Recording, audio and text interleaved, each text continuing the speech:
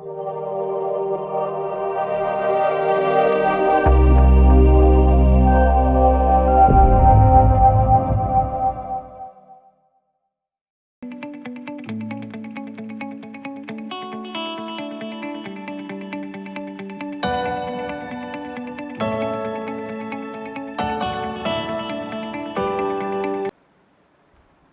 स्वागत है बच्चों आप लोगों का आदर्श की ऑनलाइन डिजिटल क्लासेज में। आज हम लोग कक्षा 7 का चैप्टर पढ़ने वाले हैं, तीसरा, जिसके अंदर रेशों के बारे में बताया गया है और वस्त्र निर्माण की क्रियाओं के बारे में चर्चा की गई है। देखिए बच्चों, जो रेशे होते हैं उन रेशों के द्वारा धागों का निर्माण किया जाता है। आप लोगों ने छठी कक्षा में भी इसके बारे में पढ़ा था। आप लोगों ने छठी कक्षा के अंदर भी रेशों के बारे में जाना था और वहाँ पर आप लोगों ने देखा था कि मान लो बहुत से जो छोटे छोटे रेशे होते हैं वो रेशे इस प्रकार आपस में मिलकर के एक लंबी लड़ी का निर्माण करते हैं जो धागा होता है। अब रेशे आप सभी ने देखे हैं, सब लोग जानते हो रेशों के बारे में। अगर नहीं जानते तो आप खुद देख सकते हो कि जो आपके घर के ऊपर धागा होता है, जब आप उसके आगे वाले हिस्से को थोड़ा खींच करके अलग करते हो तो आप वहाँ पर खुद देखते हो कि जो धागा है वो छोटे छोटे तंतुओं में विभक्त हो जाता है, छोटे छोटे तंतुओं में बंट जाता है। आप सब लोगों ने ये अनुभव किया है। तो ये जो तंतु होते हैं ना, ये तंतु सारे के सारे आपस में मिलकर के क्या करते हैं, एक संपूर्ण धागे का निर्माण करते हैं, एक धागे को निर्मित करते हैं। अब बात ये आती है कि ये जो रेशे होते हैं वो किस तरह से निर्मित होते हैं। ये सारे जब तंतु आपस में मिल जाते हैं ना, ये देखिए, ये इस तरह के तंतु जो होते हैं ये आपस में मिलकर के क्या करते हैं, एक लंबी लड़ी इस तरह की एक धागेनुमा संरचना बनाते हैं। देखिए इस तरह की होती है वो, इस तरह से एक धागानुमा संरचना वो बना करके तैयार कर लेते हैं, जिसे हम क्या कहते हैं बच्चों, धागा कहते हैं। ठीक है, ये चीज़ आपकी समझ में आई। अब आप लोगों ने छठी क्लास में भी धागों के बारे में पढ़ा था, जहाँ पर आप लोगों ने संश्लेषित और कृत्रिम दो तरह के धागे पढ़े थे। आप सब उनके बारे में जानते हो।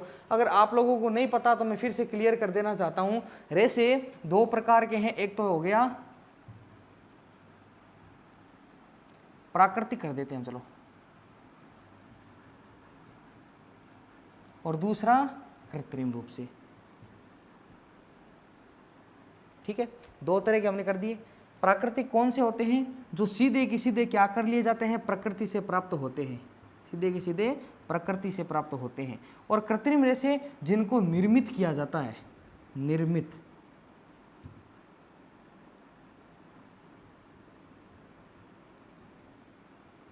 किनके द्वारा, मानव के द्वारा। ठीक है, ये दो तरह के हो गए।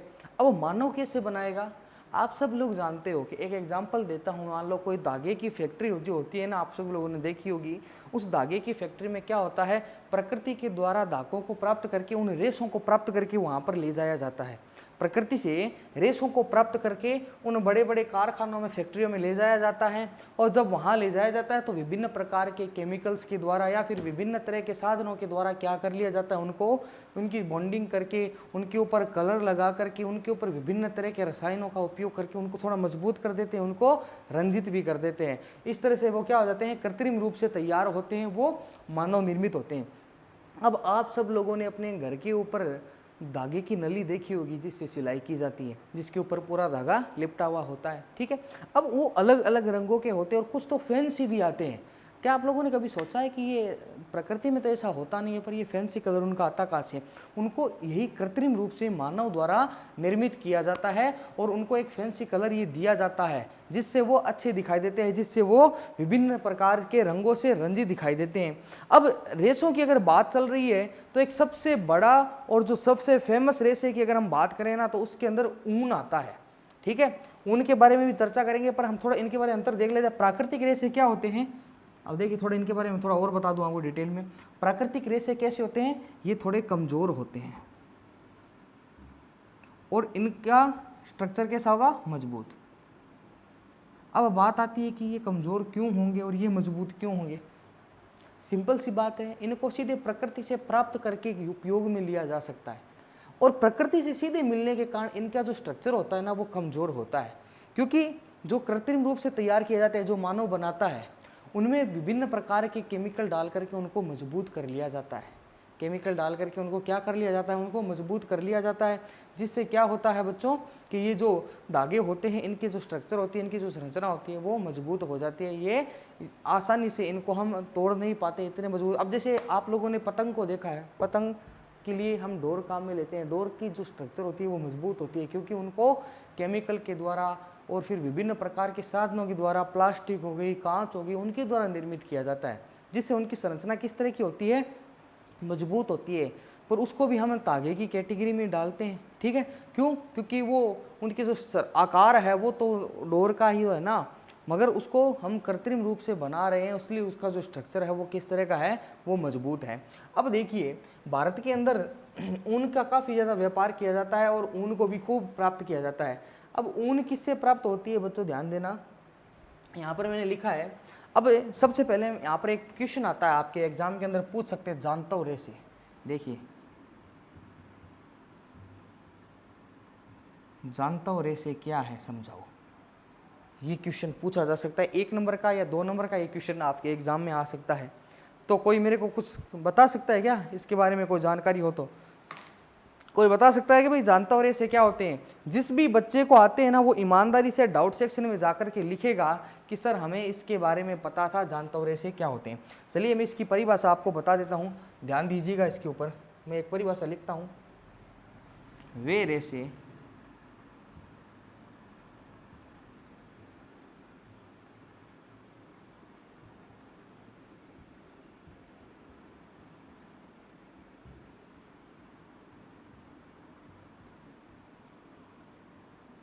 जिनको जानवरों से प्राप्त किया जाता है,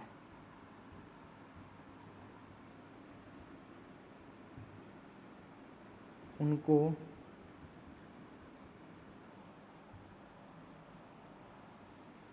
जानता रेसे कहते हैं,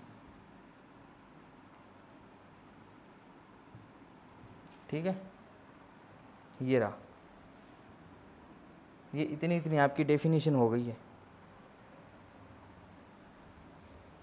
इसको ज़रा हम साइड में रख देते हैं एक बार, ठीक है।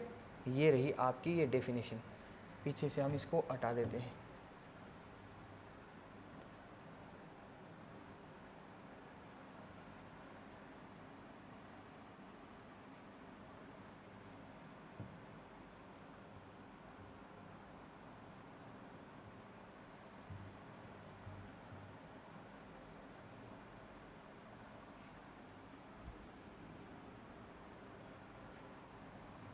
ठीक है, ये डेफिनेशन को हम यहाँ साइड के अंदर लगा रहे हैं। वे रेसे जिनको जानवरों से प्राप्त किया जाता है उन्हें हम जानता रेसे कहते हैं, ठीक है। अब आगे देखिए, आप आगे देखना, इसको ध्यान देना। अब बात आती है जानता रेसे, ये 1 नंबर का क्वेश्चन आएगा, इसलिए मैंने आपको इसको थोड़ा इंपॉर्टेंट करके बताया है। 1 नंबर का क्वेश्चन एग्जाम में कई बार पूछा जा चुका है। तो जानता रेसे वे रेसे जो जानवरों से प्राप्त होते हैं उन्हें हम जानता रेसे कहते हैं। अब जानवर कौन कौन से, देखिए ध्यान देना, बकरी,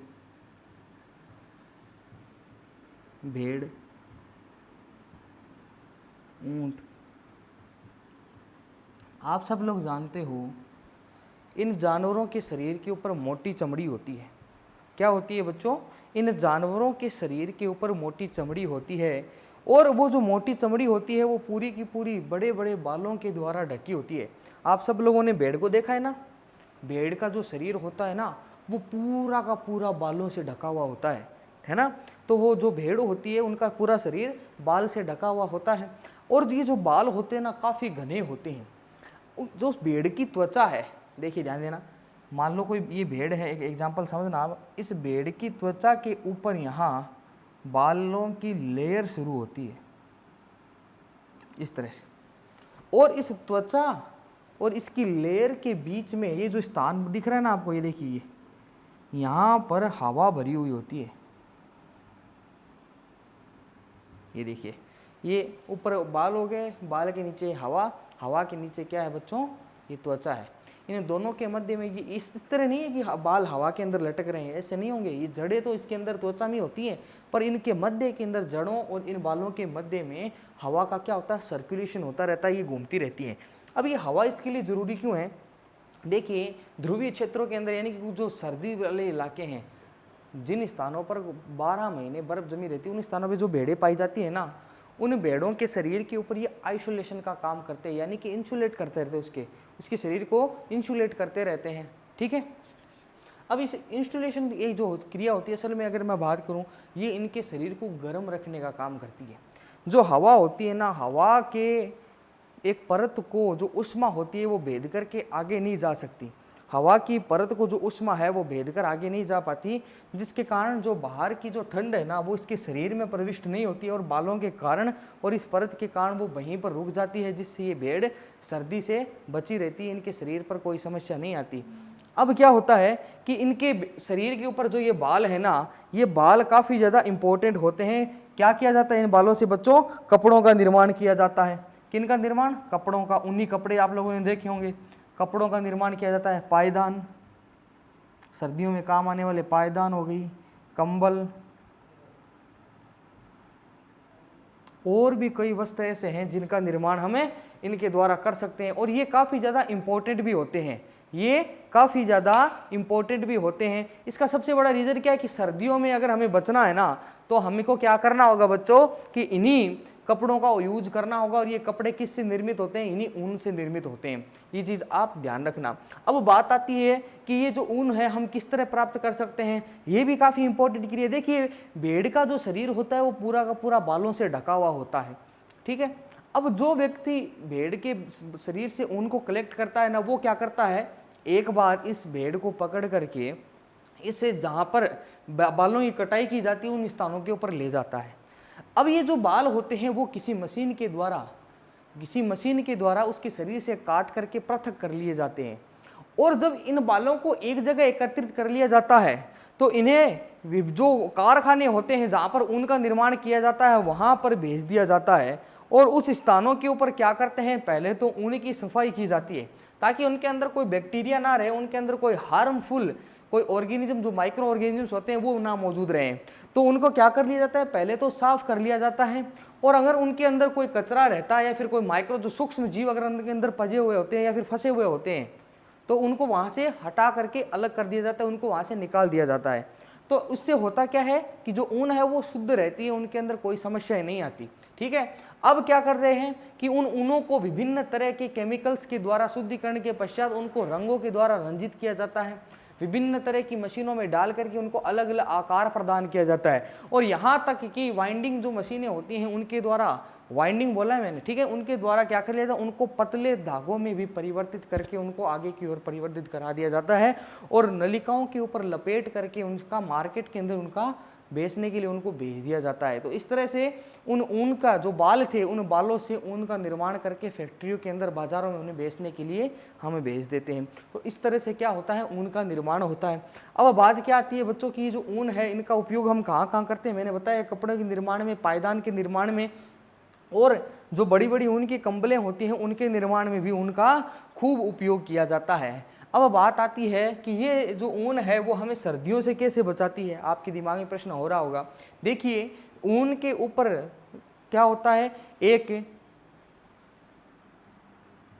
इंसुलेटेड लेयर होती है। क्या होती है बच्चों? इंसुलेटेड। अब ये इंसुलेटेड लेयर क्या करती है, उष्मा को ना तो अंदर से बाहर जाने देती है और न ही बाहर की एनर्जी को अपने अंदर प्रविष्ट होने देती है। जिससे फ़ायदा क्या होता है कि ये जो बाहर की जो ठंड होती है वो अंदर प्रविष्ट नहीं हो पाती लेयर के, और जो अंदर जो गर्मी रहती है वो वहाँ से बाहर नहीं निकल पाती। आप लोगों ने देखा होगा कि जब सर्दियों के अंदर आप ऊन की बनी स्वेटरें पहनते हो तो आपका शरीर अंदर से गर्म का गर्म रहता है, अगर आप बाहर भी चले गए तो। इसका रीज़न यही होता है कि ये जो इंसुलेटेड लेयर होती है ना, ये लेयर क्या करती है, शरीर के अंदर जो गर्मी बनी हुई होती है उसको बाहर निकलने नहीं देती, अंदर ही रोक लेती है। और जो बाहर की जो ठंडक होती है वो इस लेयर को भेद करके अंदर प्रविष्ट नहीं हो पाती, जिसके कारण जो आपका शरीर है वो गर्म बना रहता है, आपको ठंड नहीं लगती है। यही क्रिया रजाई में होती है। आप लोगों ने रुई की रजाई देखी होगी। अब रुई भी रेशेदार होती है, आप सबको पता है।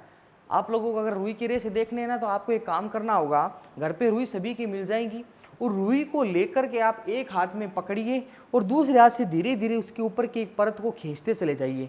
रुई की उस परत को क्या करो, खींचते हुए उसको थोड़ा लंबा कर दो। और फिर आप उसको गौर से देखिए, आप उस रुई के टुकड़े में क्या देखते हो बच्चों कि उसके आगे की साइड, जिस साइड से आपने खींचा है, छोटे छोटे रेशे खुल करके अलग हो गए हैं। क्या देखते हो बच्चों आप कि उस साइड से छोटे छोटे रेशे खुल करके अलग हो गए हैं और आप उन्हें आसानी से देख भी सकते हो। तो इस तरह पता चलता है कि रुई भी रेशेदार होती है। अब रुई यानी कि कॉटन के वस्त्र आप सब लोगों ने पहने होंगे, पहने हैं ना बच्चों। रुई कॉटन के बने हुए कपड़े तो आप सब लोग पहनते ही हो, और कॉटन को भी अलग अलग रूपों में क्या पिरोया जाता है, उनका निर्माण किया जाता है, ठीक है ना। ऊन के साथ में ही एक रेशेदार अगर धागे की बात करें ना, तो वहां पर रुई भी आती है। रुई आप सब लोग जानते हो कपास से प्राप्त की जाती है। किससे प्राप्त की जाती है? कपास से। कपास का पौधा होता है, और कपास का जो पौधा होता है वो उष्णकटिबंधीय क्षेत्रों में काली मृदा के साथ में उगता है, और कम वर्षा वाले जल वाले यानी कि कम जल के साथ में इसका हम आसानी से पैदावार इनकी कर सकते हैं। इनके जो पौधे होते हैं वहाँ पर फल के रूप में ये जो कपास होती है, वो रुई होती है, वो प्राप्त हम कर लेते हैं। और इस रुई को हम क्या करते हैं बच्चों, विभिन्न तरह के कल कारखानों में भेज करके विभिन्न साधनों का निर्माण कर लेते हैं। क्या कर लेते हैं? विभिन्न साधनों का निर्माण कर लेते हैं, जिससे क्या होता है कि रुई निर्मित होती है। और रुई की विशेषता क्या होती है, हम इसको जिस रूप में डाल देते हैं ना, वो वहीं पर इंसुलेटेड जो वस्त्र होते हैं उनका निर्माण भी कर लेते हैं। मगर अगर हम इनके अंदर केमिकल्स नहीं डालें, हम इंसुलेट कब कर पाएंगे? अगर रुई के अंदर विभिन्न तरह की केमिकल का समायोजन कर दिया जाए तो। वरना जो कॉटन के कपड़े होते हैं ना, वो हम गर्मियों में भी उपयोग ले सकते हैं, इस तरह के ये बने हुए होते हैं, ठीक है। अब आप लोग देख रहे होंगे कि जो रुई है वो भी रेशेदार है। इसी तरह से और कौन से जो रेशे हैं आप लोगों को ज्ञात है, आप लोगों को याद है? ये आपका आज होमवर्क है। आपको क्या करना है बच्चों, डाउट सेक्शन बना हुआ है, आप सब लोग जानते हो। मैंने भी आपको बार बार बोला हुआ है, आपके कमेंट नहीं आते बच्चों, मैं बार बार बोलता हूँ। एक दो बच्चे रेगुलर करते हैं, बाकी नहीं कर रहे। डाउट सेक्शन में जाइए। आज आपको सबसे पहले मेरे को ये बताना है कि रुई और ऊन के अलावा आप और कौन से रेशेदार, जितने भी ये जो रेशेदार धागे होते हैं, जो रेशेदार वस्तुएं होती हैं, उनके बारे में जानते हो आप? मेरे को ये लिख करके बताना, कौन कौन से ऐसे माध्यम हैं जिनके द्वारा हम रेशे प्राप्त कर सकते हैं। ये आपका आज होमवर्क है, और आपको मेरे को बताना है कि कौन से ऐसे माध्यम हैं जिनसे रेशेदार सामग्री हमको प्राप्त होती है। ऊन मैंने बता दिया, वो मत लिखना। रुई भी मैंने बता दी, वो भी मत लिखना। इसके अतिरिक्त आप कौन कौन से के वस्तुओं के बारे में जानते हो, वो आप मेरे को लिख करके बताओगे। तो रुई और ऊन के बारे में आज हम लोगों ने थोड़ा जाना है। आगे वाली जो वीडियो आएगी ना बच्चों, उस वीडियो में हम इस चैप्टर को आगे और बढ़ाते हुए नए नए टॉपिक्स को लेंगे। अब मेरे को आपसे कुछ बात करनी है। देखिए बच्चों, गवर्नमेंट की नई गाइडलाइन आ चुकी है, और गवर्नमेंट की ये जो नई गाइडलाइन है ना, उसके अंदर ये बताया गया है कि जो स्कूलें हैं वो 31 अगस्त तक बंद रहेंगी। अब मैं आप लोगों से ये अनुरोध करना चाहूँगा कि बच्चों, आप अपना समय व्यर्थ मत करें, व्यर्थ में मत गंवाएं, क्योंकि ये कोई ज़रूरी नहीं है कि 1 सितंबर से स्कूलें खुल जाएंगी। और हो ये तो कन्फर्म है कि आप लोगों की तो नहीं खुलेंगी। अगर खुलेंगी भी तो 11th और 12th वालों की। आप लोगों के पास फिर इतना समय नहीं रहेगा कि आप पढ़ करके या फिर इन सभी वीडियो को एक साथ देख करके स्टडी कर पाओ। इसलिए मैं आपसे अनुरोध करना चाहूँगा कि ये जो रेगुलर क्लासें आपकी यूट्यूब के थ्रू, ऐप के थ्रू आ रही है ना, आप इनको एक नियमित क्लास समझते हुए इनका अध्ययन करो। आप इन वीडियोज़ को देखो, ताकि जो आपकी ये जो क्लासें हैं ना, आपको कुछ बेनिफिट ज़रूर दे करके जाएं। अगर आप लोग ऐसा नहीं करते और आप लोगों के मन में ये है कि हम लोग आखिर के अंदर जब एग्ज़ाम आएंगे उस समय इन सारी वीडियोस को देख करके एक साथ पढ़ लेंगे, तो उसमें आप लोगों का बहुत बड़ा नुकसान होगा, क्योंकि आप वहाँ पर स्टडी नहीं कर सकते, सारी वीडियोज़ एक साथ नहीं देख सकते। आप लोगों के लिए ज़रूरी ये है कि आप रेगुलर जब भी जैसे ही वीडियो अपलोड कर दिया जाए उसके बाद में उन्हें देखिए, नोट्स बनाइए और उनको याद कीजिए। लिख लिख करके 10 बार 12 बार कितनी बार आप देखना चाहो उन वीडियोज़ को आप देख सकते हो। आपकी कोई समस्या नहीं है। आप लोग इन वीडियोज़ को जितनी बार चाहो उतनी बार देखिए, आप लोगों का उसमें बेनिफिट होगा। अगर कोई चीज़ समझ में नहीं आती है ना, तो फिर मैं बता रहा हूँ आप लोगों को, डाउट सेक्शन जो है वो आप लोगों के लिए बनाया गया है। छोटे से छोटा और बड़े से बड़ा जो भी डाउट हो वहाँ जा कर के आप लिख दीजिए, और उस डाउट का आपको जल्द से जल्द जवाब दिया जाएगा, जिससे आप लोगों के लिए भी आसानी रहेगी कि हम जो क्वेश्चन पूछ रहे हैं आपको उनका जवाब मिल रहा है। और हमें भी आसानी रहती है, हम ये जान पाते हैं कि जो बच्चे हैं वो हमारी क्लासेस देख रहे हैं, वो हमसे डाउट पूछ रहे हैं। तो बच्चों ठीक है ना, आप लोग होमवर्क जो आपको दिया जा रहा है वो देखिए, कोई भी समस्या आती है आप लोग डाउट सेक्शन में जा कर के लिख दें, हम लोग आपको जल्द से जल्द उसका आंसर देने की कोशिश करेंगे। अगर आपकी कोई भी समस्या हो ना तो वहाँ ज़रूर लिखना। आगे जो वीडियो आएगी उसके अंदर हम आगे वाले जो रेशेदार वस्तुएं हैं और किनका निर्माण किस तरह होता है उन सब के बारे में जानने वाले हैं, उन सब के बारे में चर्चा करेंगे। अब आप लोगों को केवल इतना करना है, इस वीडियो को ध्यान से देखिए, एक बार में समझ में ना आए तो बार बार देखिए, ताकि आप लोगों के लिए चीज़ें क्लियर हो सके। अब हम मिलते हैं आपसे अगली वीडियो में, तब तक के लिए धन्यवाद।